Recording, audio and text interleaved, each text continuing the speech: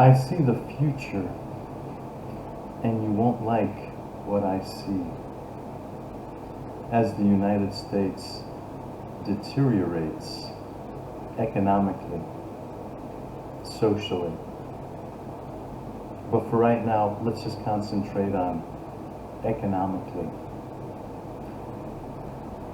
You know, it's becoming obvious to anybody who studies these things that the United States is rapidly heading towards being less and less competitive.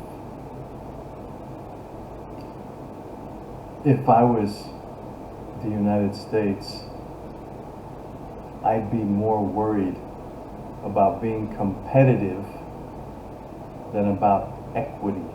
I'd rather have the best filling the job than worrying about a diverse workforce. You look at the increase in single-parent households in the United States. You know, when I was growing up in New York City, I didn't think that there was white trash, as we say in the United States. I didn't think it existed.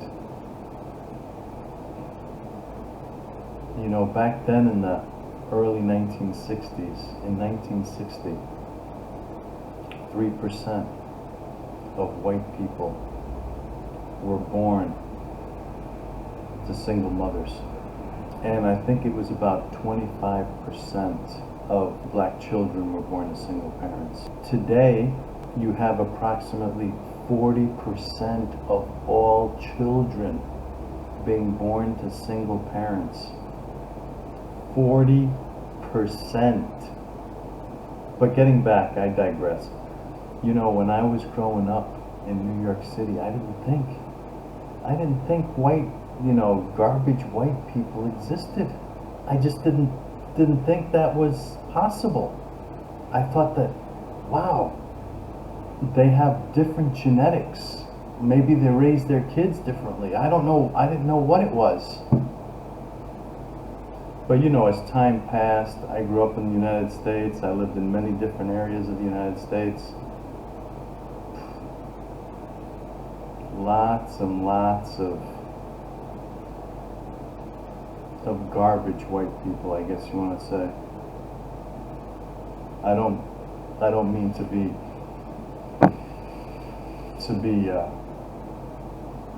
crass or mean or anything. I'm just saying that I began to see a direct correlation between the creation of a responsible, hardworking citizen and a person who steals or commits violence or is a detriment to society. I began to find people who were responsible and people who were irresponsible. I began to notice correlations and how these type of people were created.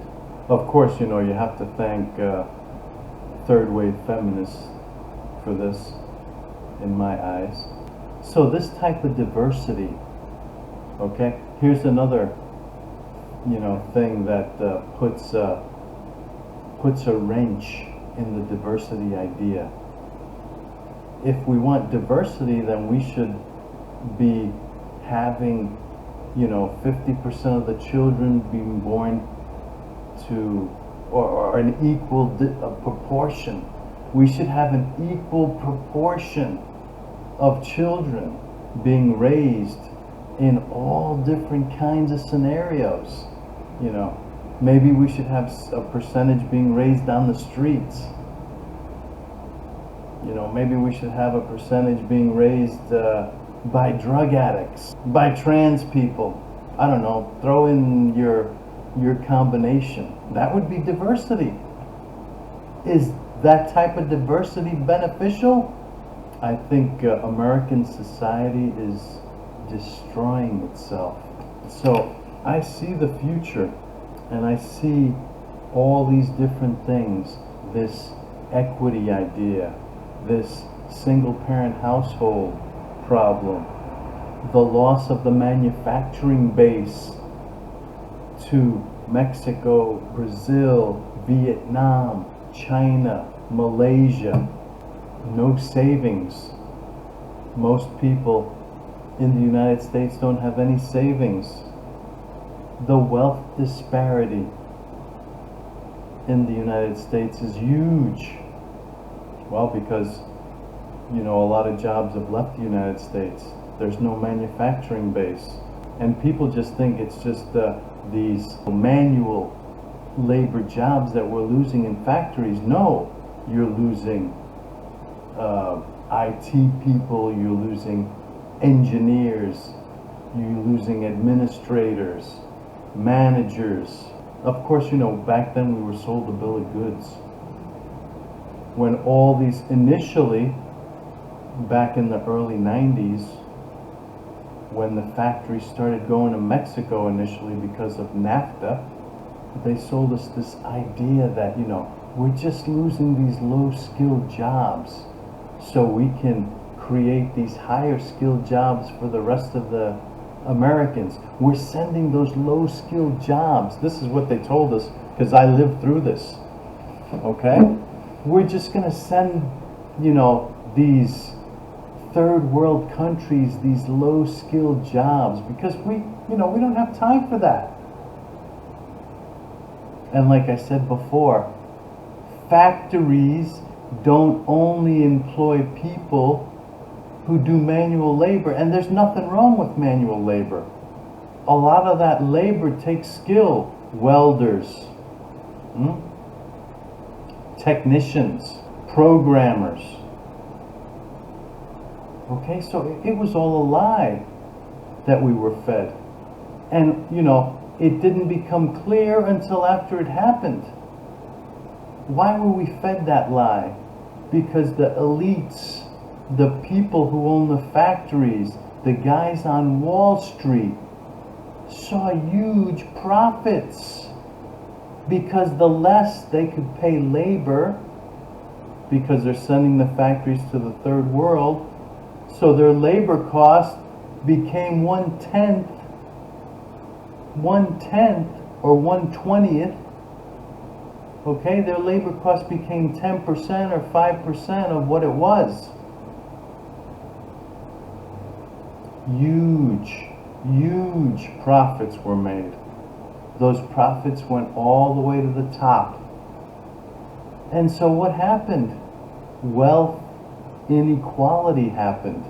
The rich got really rich. I mean really rich. Billionaires, not millionaires. And what happened to the rest of society in the United States? These people can't even find a decent paying job. They're stuck making $10 an hour. And then, you know, you take out taxes, and what are you really making? $7, $8 an hour if you're lucky? Closer to $7 an hour. You know, this is they gotta do, and that's the reason why the US is heading towards socialism. But you know, socialism's only gonna make things worse. You know, and I used to be very pro Hugo Chavez because I followed the history of Venezuela. And Hugo Chavez actually had some admirable ideas. He was saying, why are there these rich people that have so much and the rest of Venezuela has nothing? They're dirt poor. Well, this is the beginnings of socialism. Okay? Now, you know, I was of the idea for a while that maybe the reason why things weren't working in Venezuela was because the US was interfering. Just like in Cuba. But you can't say that about Argentina. Argentina's a mess. Exactly. Because the government is subsidizing all these single parent mothers. Everybody, everybody and their cat is getting some kind of a subsidy. Yet today, the minimum wage in Argentina is less than $100 a month. So Argentina is the nail in the coffin. I mean, being a capitalist, owning businesses all my life, I was always against people who were anti-free market, okay? But this, seeing what's happening in Argentina, and it's been happening for a while, puts the nail in the coffin,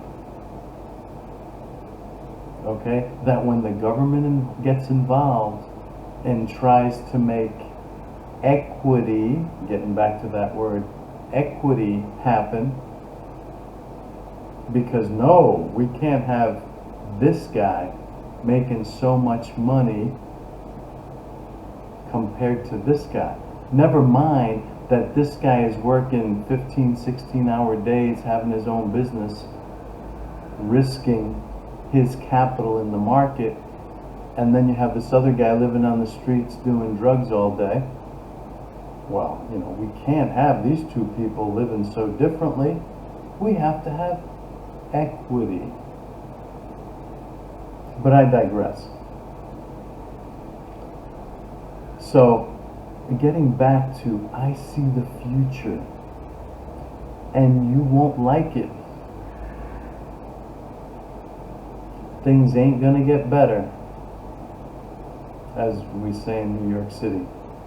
Things ain't gonna get better. You better be happy with what you got right now, because I assure you, I guarantee you, as you see me on this video, things are gonna get worse. You got three choices. You got three choices. You can stay and fight,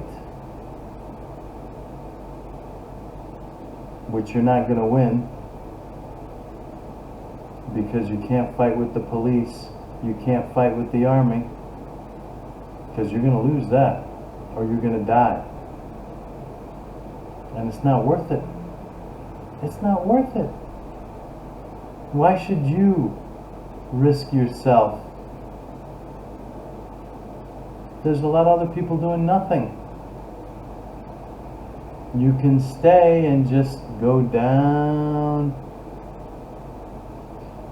just economically see the deterioration, not just economically see the social deterioration, or you can leave. Well, you know what I did. I left. Having left the United States and renouncing my citizenship, I feel I have the experience to help other Americans do the same. Renouncing my citizenship would turn out to be one of the best economic decisions I would ever make. Not to mention the benefits to my physical and psychological well-being. Today, I consider myself a free man. If you need help leaving the United States, renouncing your citizenship, acquiring a new citizenship, or just someone to talk to help you on this difficult journey, then contact me by email and we can set up consultations. You can also donate to my PayPal account. The information is in the low bar.